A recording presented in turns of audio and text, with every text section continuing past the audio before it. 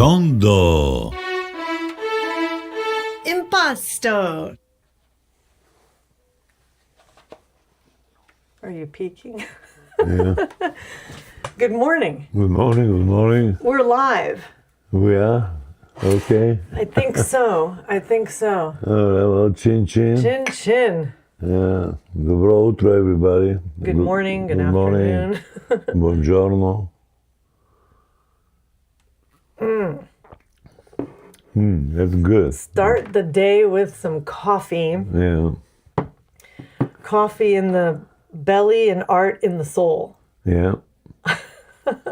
Yeah, I can live with coffee and cigarettes. That's your diet. Yeah, that's my diet. That's what keeps you alive. Yeah. I think for me, maybe coffee and wine. Wine, wow. Not that much wine, but Yeah. I do like wine. I do like white wine. Actually, your mom liked white wine. Yeah. She was a white wine drinker. Yeah, yeah. But your father didn't really drink. No, they're not drinkers, you know. Yeah. Maybe my father, maybe a little rakia. Yeah. If somebody brings him out, friends, he's got friends from back way, and there's a guy from Pazarjik that comes with a lot of quantity of wine from out there. And, Oh, yeah. And rakias. The supply comes Yeah, in. supplies in. Well, before we start chit-chatting, we'll welcome you all to Tondo Impasto. My name is Amy. I'm Kras. And we do this every weekday. We sit here and we are looking at my grandfather and Kras's father's paintings. Yeah.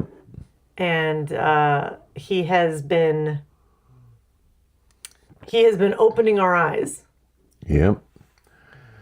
Those little windows, they're so little and so monumental, it's unbelievable. Yeah. And he's watching the whole world here in Earth from space, but the way he does it, it's incredible. Yeah, Right. yeah. It really gives you a perspective. Yeah. So he painted in with a palette knife, and he did thousands of miniatures, which we've inherited and we're cataloging now, one by one.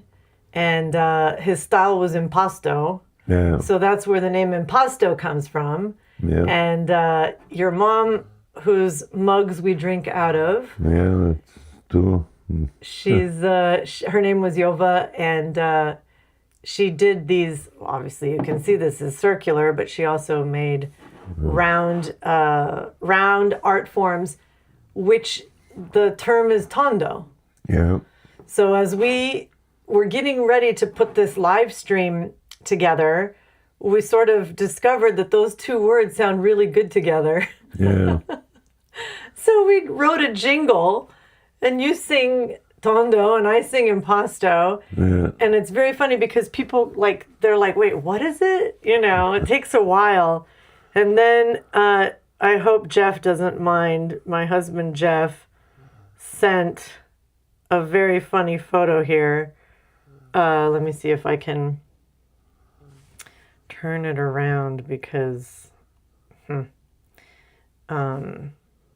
we go. Let me just take it and screenshot it.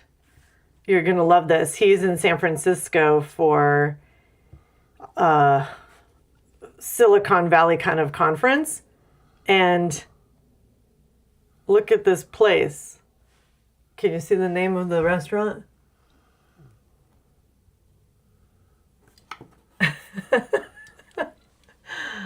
I'll show you guys. Terius? And above it.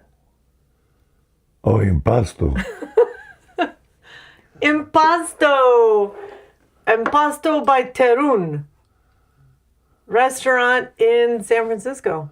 Wow. That's kind of fun. So, yeah, you actually, you know what else I think you might survive on besides coffee and cigarettes? Yeah. Mortadella. And mortadella, yeah. Right? Yeah. That was like your Mortadella and bread. Well, that's how I survive in Rome, mortadella sandwich in the morning, and it stays for the whole day with me. No lunch, no dinner. Yeah, it's like it's a fuel that keeps the tank full for the whole day. Yeah. So we've been to some places with the family, and whenever we see mortadella, we always take a picture and send it to you. We're next to the mortadella. Especially in Europe. They don't eat it as much here in America. No, it's unknown. Well, the Italians probably do, but the Americans, they don't know what it is. Yeah. I love mortadella too. It's very good. Very good. Yeah, it's excellent. Actually, with a nice piece of bread and even a little mustard. Yeah. It's kind of like, what more can you ask for? So we have done 2 episodes in a row. Is it 2 or 3 episodes that have... Yeah, 2, I think, with Arizona landscapes. Yeah. So Boris and Yova came to visit us twice. We know once in 1989 and then once earlier, maybe 1981 or 2 or something like that. Probably. Somewhere around there. We're going to figure that out. And Boris, we're laughing because this wasn't his vibe here. No. He loved people, he loved the landscape, he loved everything, but he was very happy to be back. Oh yeah, definitely. In the motherland, and so what we discovered, he painted beautiful, gorgeous landscapes, and not the sort of postcard version. So you can check those out from the last couple of days. Today we're doing a little bit of a pivot, but I will promise you that there are more. I hope so, because they're beautiful. They're beautiful, and there are more. Yeah. We are, if you can see back here, it's where we kind of stack the paintings to then start to inventory them one by one. So we do five at a time as a batch. And, we're trying to work this out, like what the format's going to be. So I think at one point we were thinking, maybe we should do more paintings. But now this has become a kind of meditation every day. Yeah. I almost don't want to rush through them. No, it takes time, and they're so powerful that, maybe too many will be too much. Yeah, it is like a bit overwhelming. Yeah. Well, I think if there's an episode that's going to overwhelm people, and by the way, please subscribe. We'd like to get more subscribers. We need to have 50. We're almost there. But what happens is these paintings today that I photographed. Yeah. Wow. I mean, it's. Yeah, I can't wait to see them. It's quite different. It's quite different. So, shall we go ahead and start? I was going to kind of the outline for today is a emerging hypothesis. So we have a couple of different things that we're starting to discover. One is that Boris was really just very dedicated to this miniature composition. Yeah. That scale. He seemed to possess some sort of,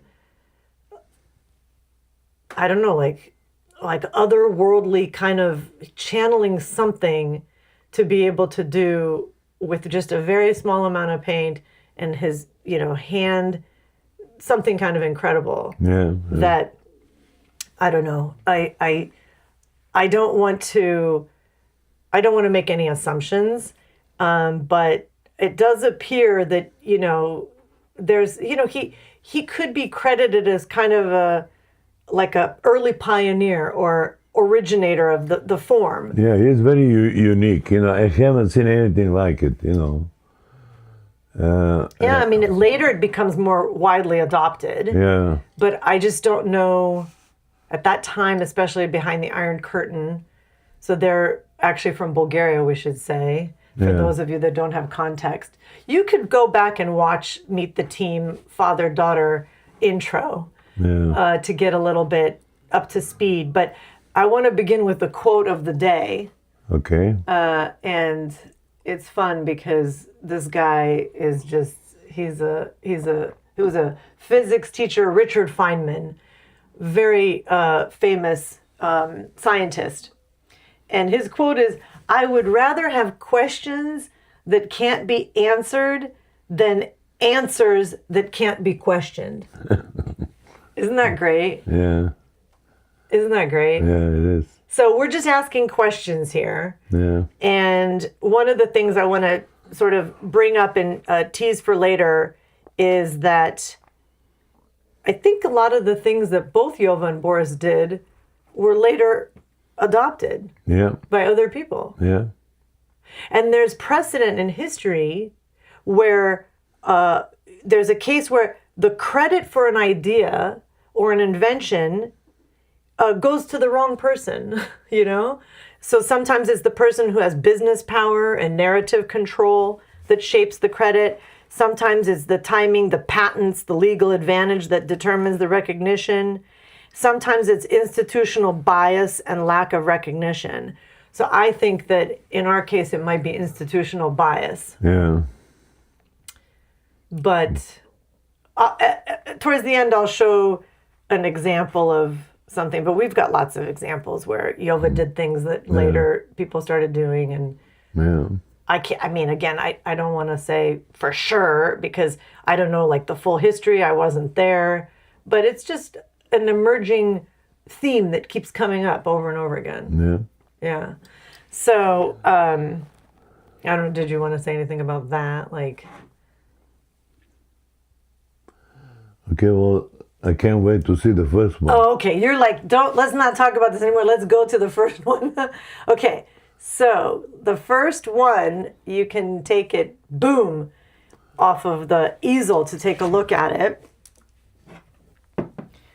And I don't even know if I have it in the right orientation to tell you guys Yeah, the truth. you did it. You think so? Yeah, yeah. So one of the things we work with Claudio. You guys can probably guess who that is. They've been in the news, Unbelievable. right? They've been in the news for saying that they're going to hold back some of their latest stuff because it's so powerful what AI can do. So it's very embedded in our whole process, the whole system we've developed. It's like having an assistant, an intern, a PhD, researcher, everything. So, okay, so I've been a little bit, and maybe other people too, kind of like not that captivated by the descriptions that he's been writing. Have you noticed it's kind of like all the colors and the stuff. It's a little bit repetitive. Yeah. So I asked Claudio, can you do something that I can read on air that describes this? Yeah. All right, so I think he did a better job today. Yeah. And the reason why we're describing it is because my mom, is recently visually impaired. And so when she listens, we kind of can describe what we're looking at, and anyone else that's Yeah. either visually impaired or just driving or walking their dog or something, you can just listen. So this is what we're looking at today. We're stepping away from Arizona. Yeah. This first painting sits somewhere quieter and stranger, dreamlike, a little uneasy, with a figurative pull that feels closer to European modernism than to the desert panoramas we've been living in. Close your eyes for a second and imagine standing in a shadowed room at dusk, where the walls are hung with heavy velvet, and someone across the room is watching you, but not speaking. The palette is wine red, mustard gold, and velvety blacks, rich, soaked in colors that feel like the inside of an old theater. Upper right, a watching eye shape sits open and alert. Along one side, there's an ochre profile form, partial face turned away. Boris built all of it with a palette knife, no brush anywhere, so the whole surface stands up in ridges you could almost read with your fingertips. The other thing that he had written, but I had to cut it because it's so long, is that our robot, Claudio, was saying that it's almost like you look at it and it kind of reminds you of a dream that you woke up and you can't remember. Yeah.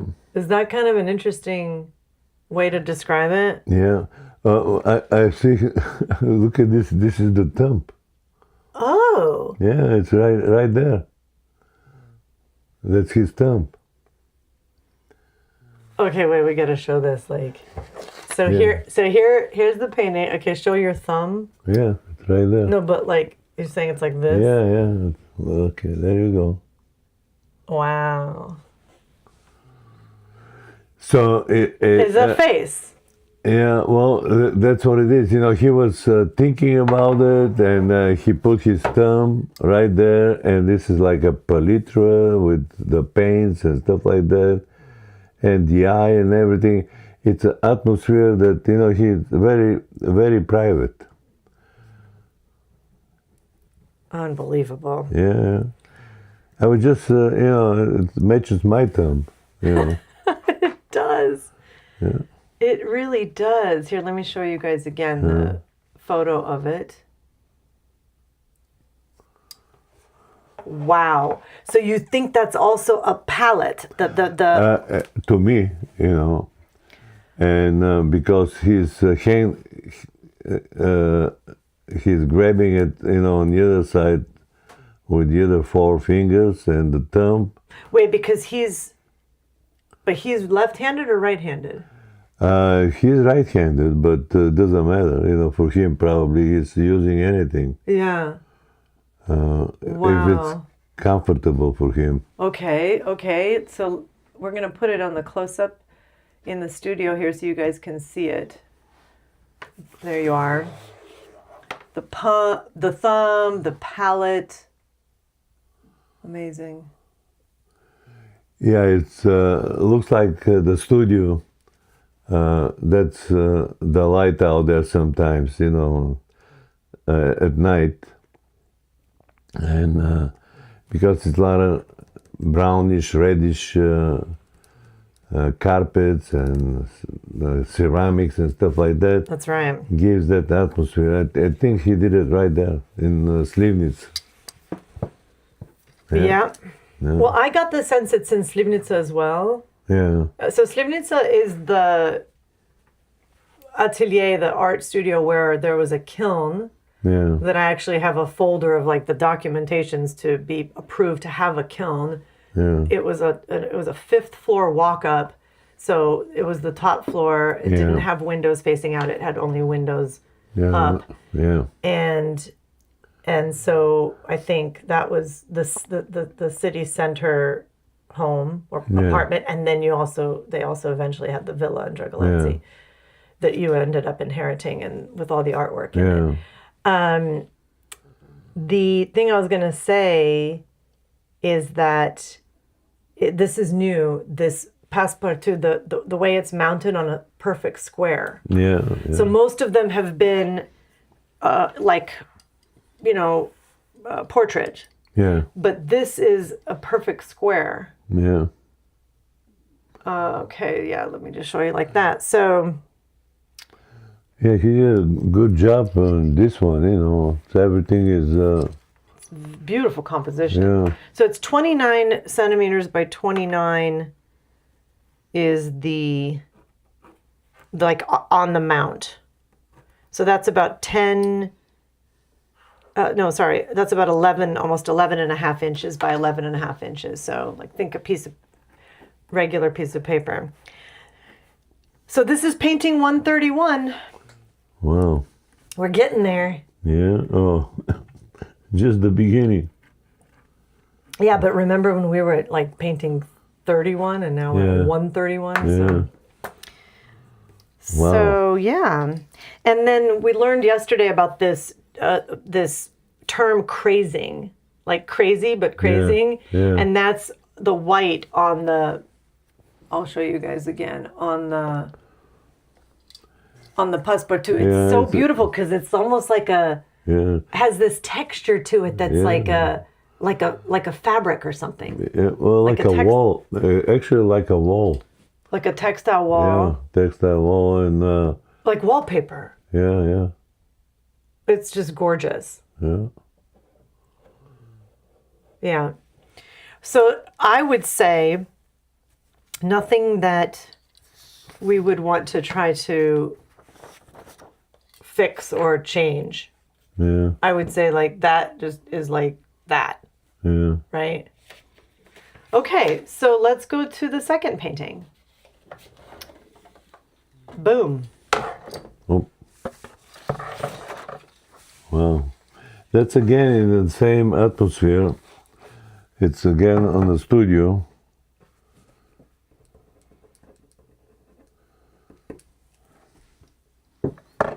Did I do the right orientation? I'm trying to find out, you know.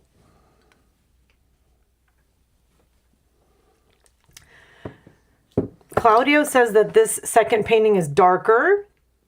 If the first was a shadowed room, this one is a room with weather in it. It could be like this.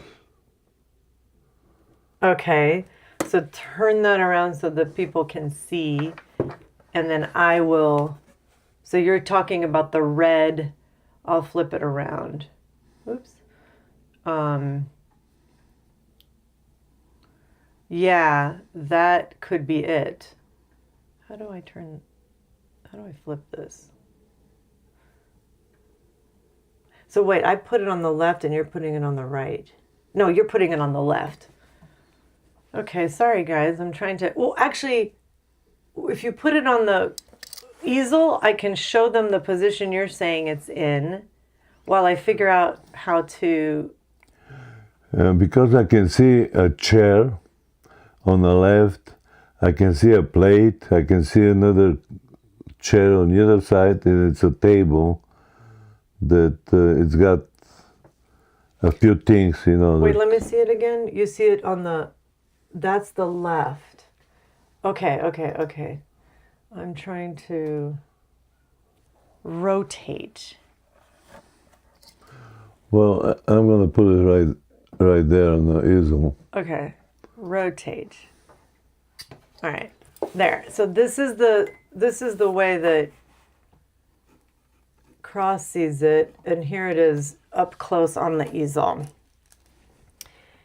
So imagine standing outside at night in a wind you can feel on your face, and the sky overhead has gone deep, deep blue, the kind of blue that presses down instead of lifting. Midnight blue fills almost the whole field. And then here we've got in the upper right, there's a tight black spiral with a small gold heart at its center, a calm eye pulling everything inward. And then upper left, vertical bands of red and yellow cut through, that's upper left, cut through the blue knife like brief flashes of heat or light, like a signal breaking through bad weather. Yeah, so here it's, I mean, the palette, you know, knife is like very dense and layered. So another kind of, I think, mood. It's a very nice abstract. Yeah. No matter how you turn it, it gives you a nice look. I agree.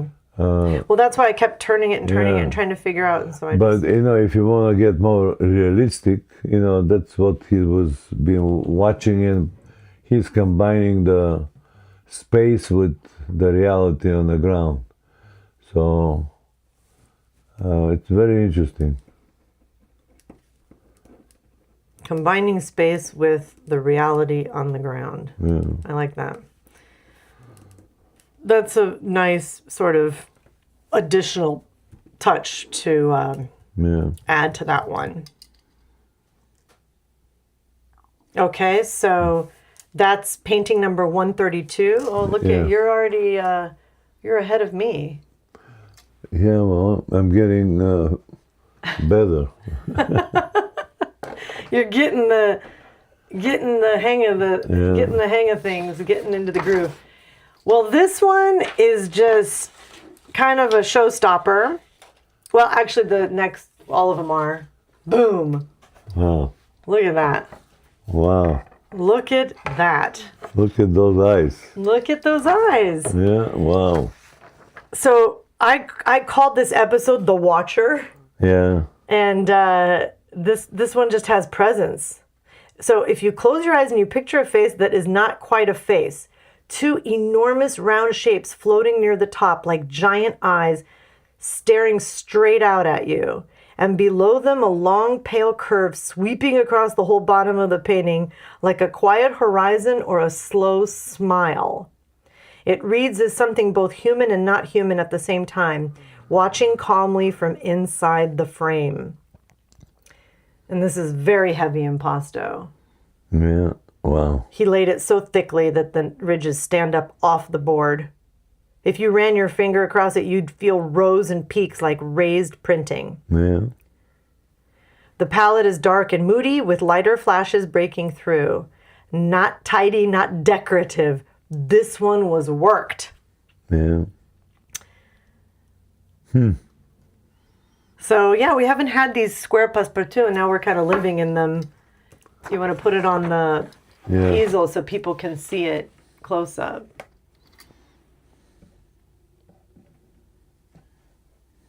It's just crazy, right? What are your thoughts about this one? Wow. Wow, right? I just want to make sure it doesn't try to focus in on me. There. Curiosity, those eyes are looking so.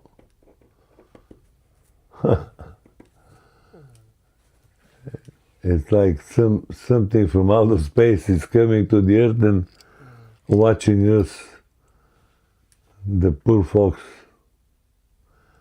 What a curiosity, it's very strong. Yeah. Yeah, I agree. It's like from another world. Yeah.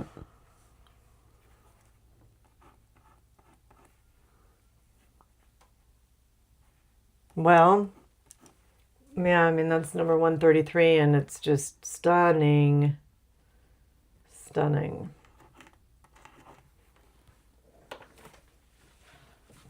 Okay, well. Amazing, right? And they're the same style of framing. So it's got to be some of. Yeah, that's what they all kind of match. So that's why I curated them today. There's no numbers, nothing, no right? numbers, no. None of them have numbers. So yeah, they're just very special. Okay, well, so before we go to the last finale, look what I found. The limousine. How great is that? Yeah. You guys, if you've been around, Kras tells limo stories, very fun limo stories. So when we did number 121, you remembered, that was my dispatch number. Yeah. 121. Yeah. And anyways, all of a sudden I'm like going through stuff and I see it. So these are not just stories, but we got actual proof that you... Where did you get this? This is like in these boxes.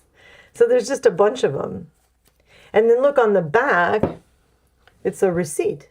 Yeah. So did you guys, when you guys would drive people, would you... Because it says here, driver's name. Yeah. So this is not just... Yeah, just a receipt. Right? Yeah. Oh, and then this one.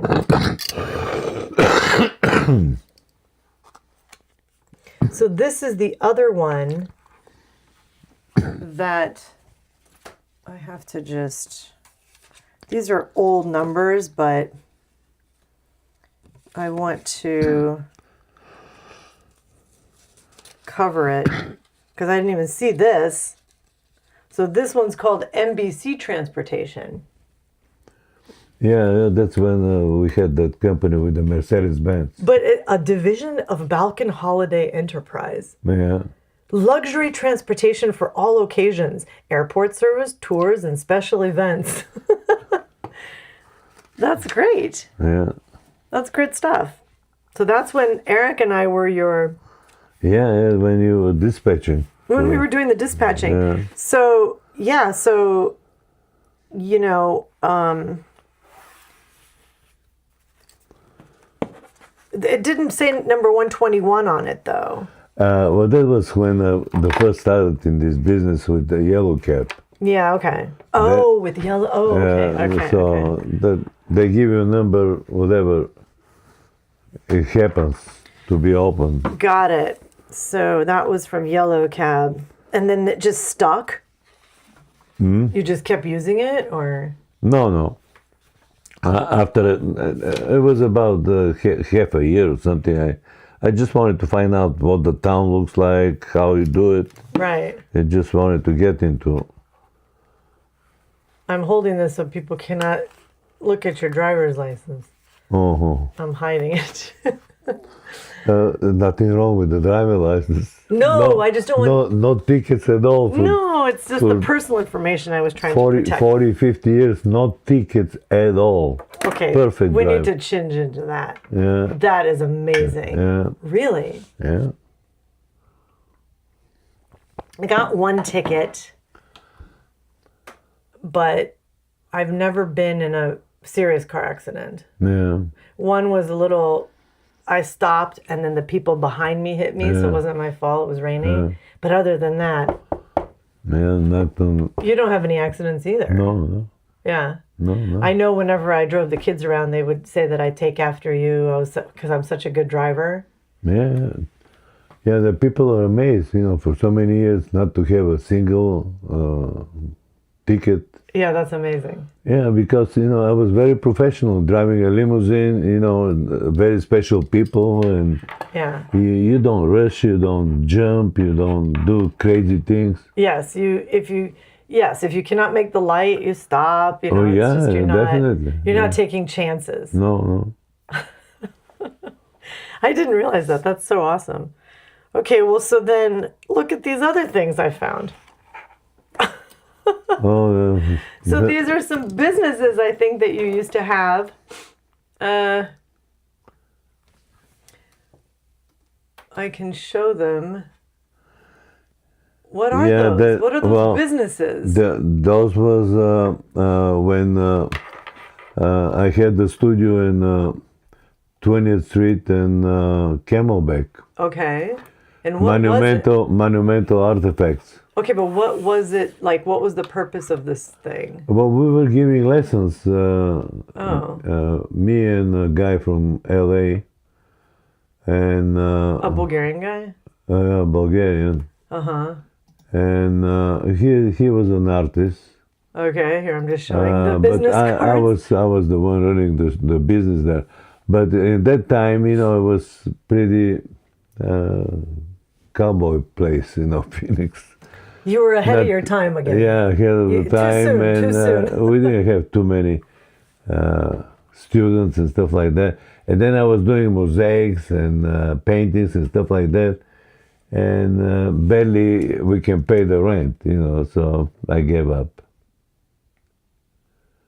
That was before the time of like Facebook, Instagram, and to be able to advertise and all that kind of stuff. We were in a perfect situation, 20th Street in Camelback. It's a good location. Yeah, it's excellent location. Yeah.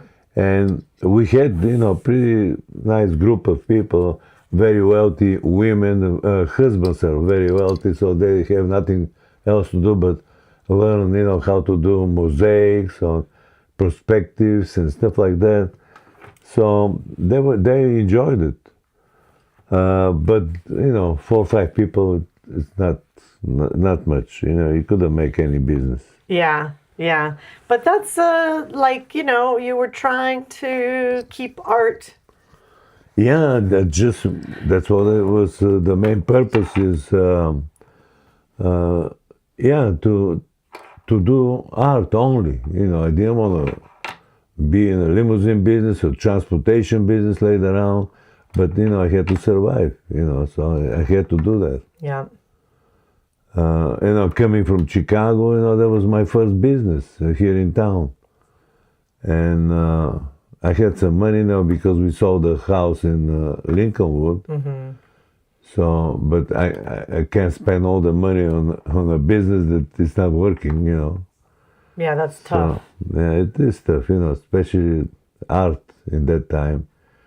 And it was tough, plus my art was kind of different, it was not Western cowboy. That's what it used to be here, People wanted horses and cowboy Yeah, boots and stuff horses like and that. this and that, so I can show a picture. it was European. Right now it's completely different, you can see all kinds of art here in Phoenix, but that time was nothing. Right. I found a couple of pictures of some of your mosaics. And here, I'll show them here. Do you remember these? So these were, I think I brought these. We'll you see. brought them? Yeah, I'm pretty sure I have them. Yeah. Because the people that bought the villa from us. Is that the year there? Yeah, 76. What was it? Now is the year of the horse. And then this is the other one, by the way. Yeah. Wait, year of the horse. Okay, no, it's the snake. No. Oh, no, you're right. It's the horse. So what, do you want me to ask Claudio? 76. What was 76? Yeah. Okay, so in the Chinese lunar calendar, what was 1976 the year of? Why, you think that was also a horse? Could be, I just wanted to see if Oh, why you did what you were inspired? because now it ends up on a 6 and now it's a 6. Oh, okay, so 1976 was the year of the dragon. Oh, okay, so it's not the horse. Fire dragon, actually. And then before that, before January 31st, it would have been the year of the rabbit. Yeah.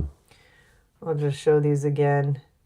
And then there's this one other one that, it was pretty sad, but I don't think there was anything they can do. I asked them to be really careful to try to remove it, but I don't remember what happened. So it kind of ended up like this. So I don't think I brought this one. Look. Oh, that broke. It broke. It was already broken when it was up on the wall. Uh-huh. Yeah, that was outside on the patio in the villa. Yeah, so I said just throw it away because I couldn't. It was completely smashed in half. Yeah. Huh. But remember But you brought that piece? No, I threw this one out. Oh, you took everything out, huh? Oh, No, I brought the other ones, but not that one.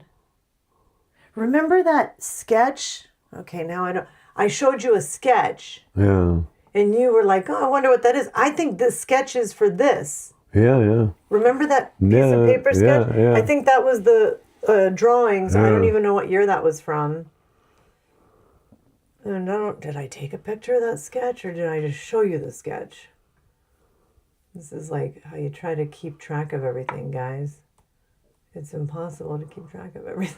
Yeah, that was the problem, because it was outside, snow in the winter, and this, and the rain. Mm-hmm. And it couldn't survive, even though it's mosaic, but... Needed to be, treated more or something, right? Yeah. That one was just falling apart. Yeah. I just figured, I don't even know how we're gonna... Yeah, I don't have the picture of that. I'm trying to find it and make a note. I think that was the sketch we looked at a few episodes back. Yeah, that sketch was for that. Fine sketch. So anyways, we got the picture of the demolished version. Yeah, it's okay. And then we've got the sketch of the idea that you visualized. Maybe one of these days, if I have time, I can do something. A mosaic? Yeah, a mosaic close to it. I'm not going to copy exactly that. I'll have a different idea, but in a circle. Tondo. Yeah. I think we got to do a Tondo.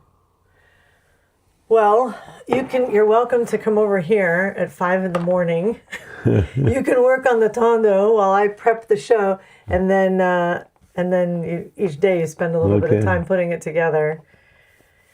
So that was You can keep this somewhere, you know. because- yeah. So what I think I'm going to do is after each episode, I have the whole batch together, and then whatever things we show, I put it together with that batch. Yeah. But then that's in a separate location. But it's like marked episode 20. What are we? 27 today. So okay. So shall we finish it up with the last two? Yeah. All right. Let's go to boom. Oh, wow. This is just wow, right? Yeah, this is wow. Like wow. oh my God. Yeah, shifting gears, folks. Yeah, the Black Sea is coming.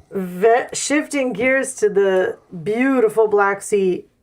Wow. We're back outside. Yeah. I think we were inside Boris's head for those first three, but now we're back outside. Wow. The three storms end, and now we're on the coast. Imagine standing on a rocky Bulgarian shore very early in the morning. The air is cool and smells like salt, and the sky is doing the thing that only sunrises do, blooming slowly from the horizon up, because this is the Black Sea. Yeah. That detail, upper half of the painting is soft pink and coral. Let me show you guys the close-up because it's just stunning.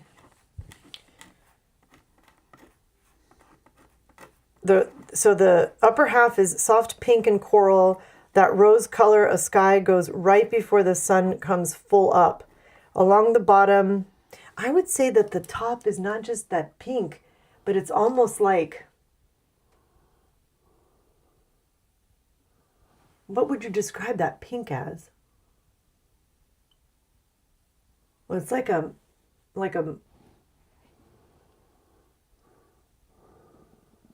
reminds me of like a custard, rose custard from France, like a kind of almost purplish, pinkish thing. Rose colored custard. So along the bottom, a big curling wave is breaking towards you with whites and blue-greens thrown up in the palette knife ridges you can almost hear. On the right side, green cliffs rise up and anchor the whole scene. Feels like you're standing close to the water, feet almost wet. Same mounting as the three on that squared passepartout. Yeah, on the back, there's like a little piece of, I don't know if you can see it there. There's a little tiny piece of newspaper. Remember we had newspaper on one of them? Yeah. So this must be like, again, a fragment just got stuck from the packaging. Let's see if we can show you guys. It's just, I'm sure it can just be removed, but, oh, whoops. See that little piece of newspaper? Yeah. Anyways, put it, oh, sorry, I keep using the wrong camera angle. Yeah, isn't that just beautiful? Yeah, it's stunning. Absolutely stunning. Yeah. That one's number 134. Any other comments? I mean, it just is so perfect.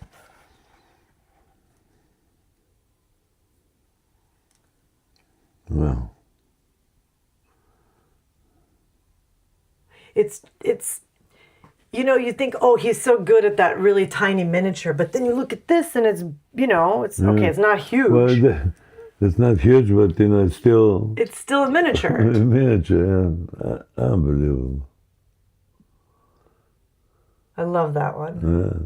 The waves. Yeah. I think that the Claudio description of your toes or your feet are almost wet. It is like that. Yeah, yeah. Yeah, you can smell the Black Sea. Yeah, you certainly can. Okay, well, one more to go, folks, and that will be it for today. And here we go.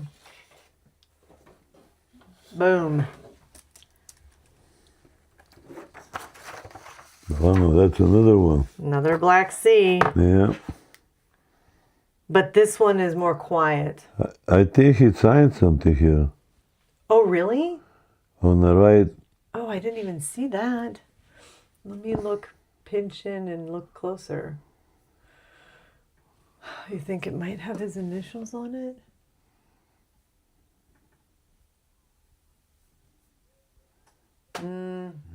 No.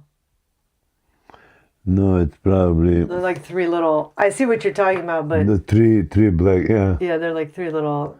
Just maybe some kind of Yeah. shrub, like some sort of Wow. growth.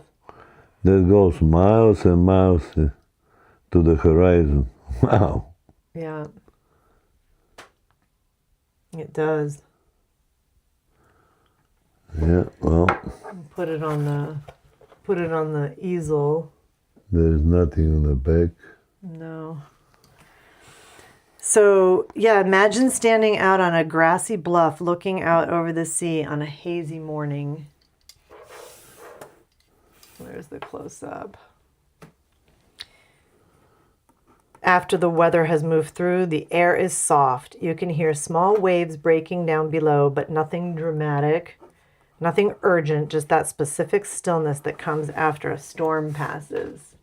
I don't know if a storm passed, Claudio, but it's across the middle of the painting is a silver blue water that stretches out flat with small breaking waves scattered over the surface like little white stitches.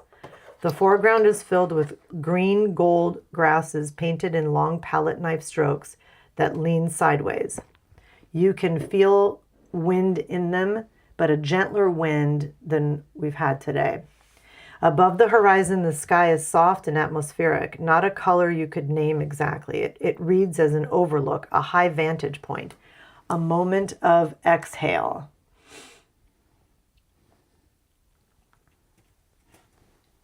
So, crazy, right? How amazing they are. Wow. This one is...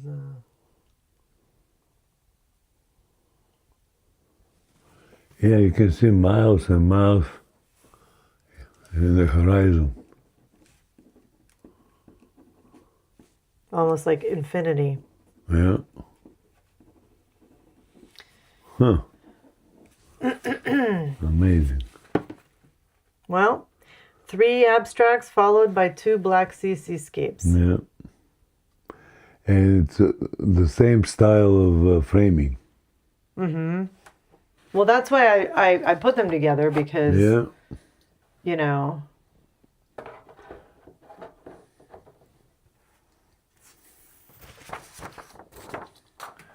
so I wanted to show something here, and I think this is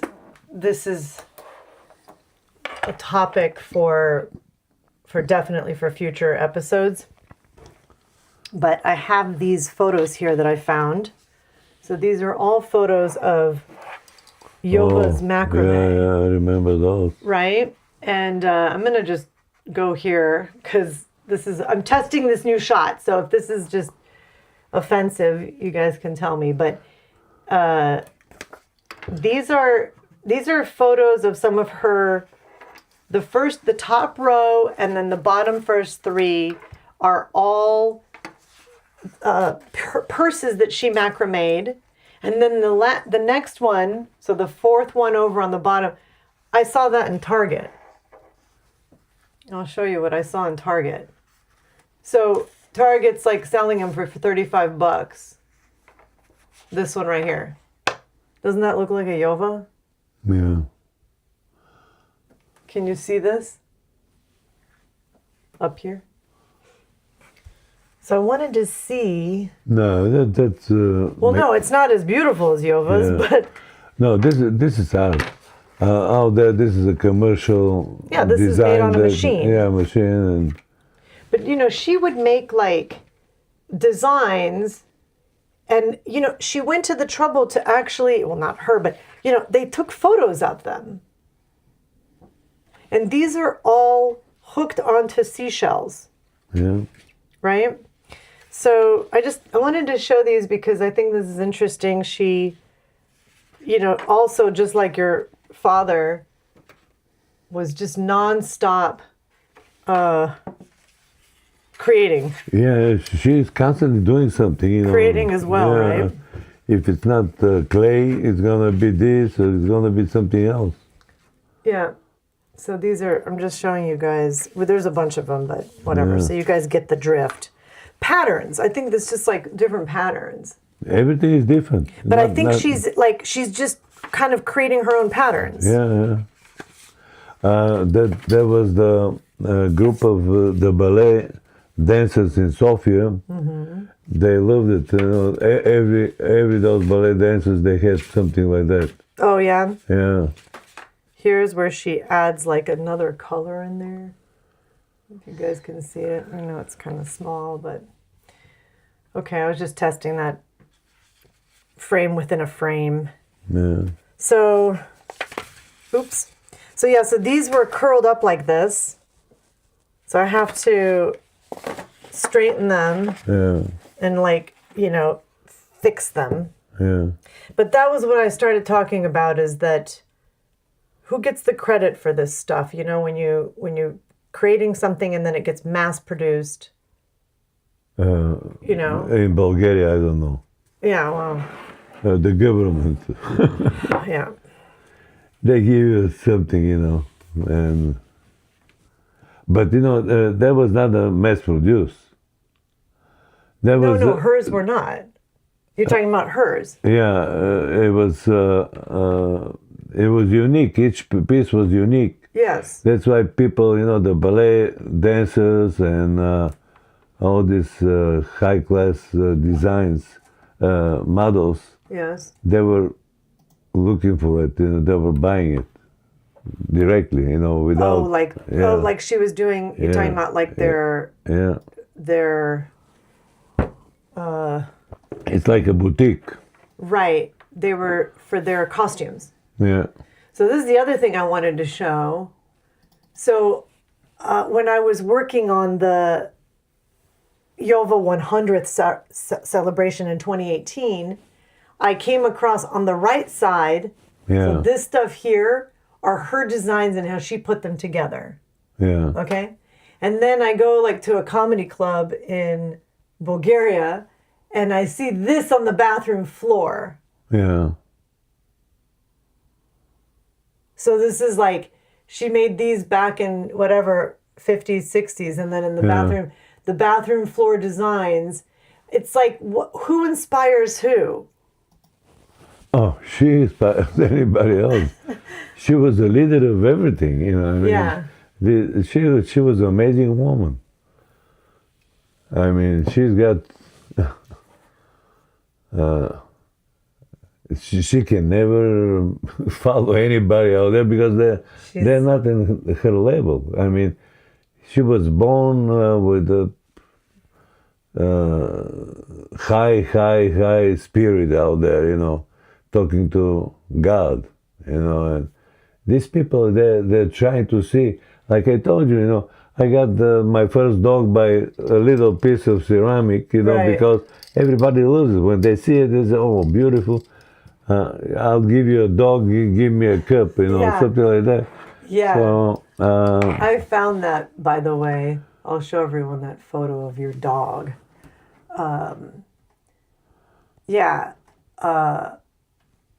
It's right here. So the thing is that you can't like, you don't see, here's the dog. Kras is talking about your German Shepherd. Yeah. Oh, the Jackie. Yeah. So Jackie was a trade deal. Yeah. One Yova ceramic for a German Shepherd dog. And he was like this, you know, a little bit, and in a puppy. Yeah. So I carried him all the way to the studio, and I took care of him for about 6-7 months, and then he had to go to Italy, and that was it, you know. But he looks like he lived a long life. Yeah, well, he lived with my father. You know, he said he'll take care of it, so he did. Yeah. But finally, somebody stole him. What? Yeah, it's probably, because he was in a villa and he was loose, he was not a chain or anything Right. like that. So he was waiting for my father to feed him, and he'll always do that. But apparently and he was a very nice dog, it looks like he's scary, but he's not, it's very friendly. Right. So maybe, they like him, because it was a beautiful German Shepherd. Oh my goodness. And probably somebody saw him because my father wrote me a letter. He said, I don't know what happened. Jackie left or the villa. Are you sure that he wasn't just old and passed away? No. He was still No, young? that was about probably 2-3 years after I left. Oh, so So he was a young dog. What kind of person steals another person's Well, dog? maybe the dog was kind of lonely. Because my father is not living with him, it's in a villa. Oh. And maybe he's lonely, waiting, and somebody came and started playing with him, and then he followed him. Oh, okay, well, you're... Yeah, and then probably this person took care of him because it's a lovely dog. Mm-hmm. And it was very expensive because there are not too many German Shepherds in that time in Bulgaria. Right. Right. No. Yep. Well, man's best friend. Yeah. And anyways, more to come on that with some of the different connections I'm making to the things that they did and then what ended up becoming mass produced and what didn't. I actually I found a TV interview where Yova is talking about some ideas to bring to Bulgaria in terms of exterior design on buildings and stuff like that. Yeah. Well, because the ceramics can really handle weather conditions. She did the embassy in Turkey. Yeah. With ceramics. She did like a ceramic mural. Yeah. Then the one in Tsum. Yeah. The capital, what they call it, all the trim and stuff like that. It's I have all those photos and we will show those when we get to Tondo. But the name that you're talking about,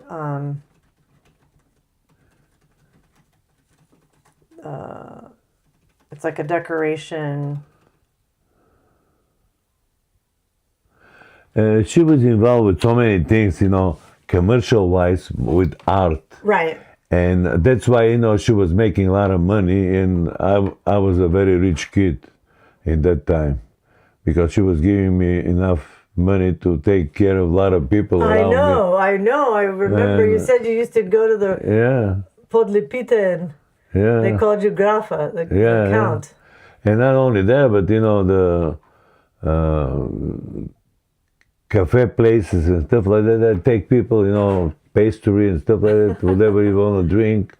The guys from Slivnica, the building, there were a lot of kids. Yeah. So I take him to Sladkarnica, I don't know. That's like a pastry, like a dessert place. And everybody eats a pastry and drink and stuff like that.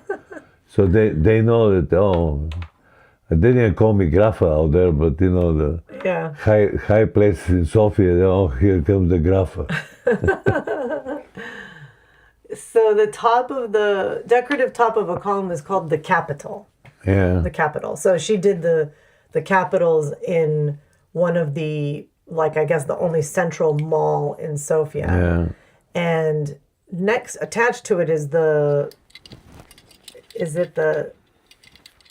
it's not Parliament. I think it's across the street from the president's offices. So it's almost more administrative, but presidential offices.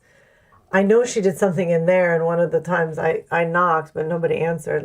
Can I come in and see if my grandmother's work is in here? Yeah. Well, when she did the thing in Ankara, the embassy, she was supposed to get money in dollars. But she never did because she already purchased a Chevrolet American car, convertible, that could have been the first American car brought to Bulgaria. Wait, she bought it from the Turks? Or how did from Turkey. But she didn't. Actually, she didn't. Couldn't get the deal, because they gave her the money in Bulgarian money. They didn't give her the dollars. She was promised to get the dollars out there, and she couldn't get the car. And I was waiting, to ride in an American car convertible in Sofia. Nothing happened. She came and she said, "Oh," and she took a driving license and stuff like that, driving license. And the architect that was working, for the whole embassy out there, I met him later on when I came '94 to Bulgaria. Okay. I didn't know that he was working with my mother. And this guy in the architect club out there, we used to go. Oh yeah, there's like and when he saw me and he found out that I'm Yova's son. Oh my God, this guy said your mother is great and this and that. We did an excellent job out there. Then he's got in Suzopol. He was a very famous architect. In Suzopol, he had a house right on the corner of Suzopol on the island. Yeah. Beautiful house, looking. The Black Sea is right in his knees. And each time I was going out there, he invited me out there, and we had a great time. We call him by Ivan. Ivan, I don't know his last name, but he was a great guy. Wait, so what approximately, when was this, when was she commissioned for this? Do you think it was 60s, 70s? I was in Bulgaria. It's got to be in the 60s, early 60s. So let's just say, so that's weird. Like, okay, I have so many questions. Did the Turks have their Turkish lira at that point? And why would they pay her in dollars? Or do you think No, the Turks are not paying anything. It was That's for the Bulgarian embassy. So right, okay. So the Bulgarians are paying for the work. And they said they'll pay in dollars. Yeah, they told her, that's why she went and purchased the car. And when she came, I said, what happened to the car? She told me, she said, they gave me the dollars, She got the money in Bulgaria for the work. Oh, jeez. So she was going to bring it back, but they didn't. It was no deal. There was no deal because, she didn't even have the money because she had to come back to Bulgaria to get the Bulgarian money. She didn't have money. So they did like a switcheroo. Yeah. Like a shell game. Oh, we'll pay you, but then, you didn't pay her. I mean, No, they paid her, pretty good. But the thing is that the deal was not right, because they told her she'll get in dollars. Okay, so this is what Claudio's saying. But I don't know if it's the same, like if it's a construction, there's no construction date, but the Bulgarian Foreign Ministry says that Georgi Stoilov is the Bulgarian architect credited with designing the Bulgarian embassy buildings in Kabul and Havana. And roughly that area. He's also architect of Buzluzhda. No, okay, that's not the... Ankara is the capital. Ankara. I have no source tying him to Ankara. Bulgarian architects named Ivan... Yeah, that's Ivan. Were active in institutional diplomatic world in 60s. Ivan Vasilyov. Yeah. He died in 1979, so you wouldn't have... No. Ivan Donchev and Ivan Tatarov. No, this guy was alive in '94. Right. Well... But he was Ivan too. So, but you mentioned 3 names out there, Ivans? Yeah, I just Vasilov, Donchev, and Tatarov, but they're not credited with the... These are just Bulgarian architects, but not necessarily the embassy in Turkey. Anyways, he can do a more targeted search, but, we got to research that. I did not know about the Chevrolet and that she did the driving lessons. Oh yeah, that's so fun. I was so excited because I said, gosh. "Wow!" I was telling everybody I'm going to be driving a Chevy. convertible Chevy. And they said, what? I said, "Yeah, it's going to be an American car, convertible, Chevrolet." And they said, wow. And nothing happened. Just a dream. Just a dream. Oh, geez. Well, we continue to dream. And probably someone would have stolen, just like they stole the dog, they would have stolen the Chevy. Yeah. Right? So maybe better that you didn't have the the heartache. You left for Italy anyways. Yeah. But, it could have been nice, to when I'm in Bulgaria, to ride in Sofia with a American car, because in that time there was no American car at all. No, I know. I mean, it was just Russian stuff and Eastern European. Somebody lied to her, because they told her, you're going to get the money in dollars, so you can buy whatever you want from out there, They all lie. They all lie.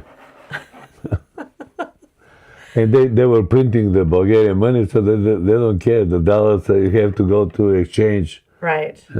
Right. Yeah, the hard currency is different. Well, okay, so shall we... We've been going more than an hour, so we can... Thank you guys for sticking around and humoring us here. Yeah, well, thank you, and ci vediamo domani. Yeah, ci vediamo domani. And Friday. Tomorrow's Friday. Yeah. Ciao, everybody. Thank you so much. We'll see you tomorrow. I think we'll have some Arizona landscapes. Come back for them. Oh, wow. And some really special ones. Okay. Yeah. Bye. Thank you. Bye. Bye now. Tondo Impasto.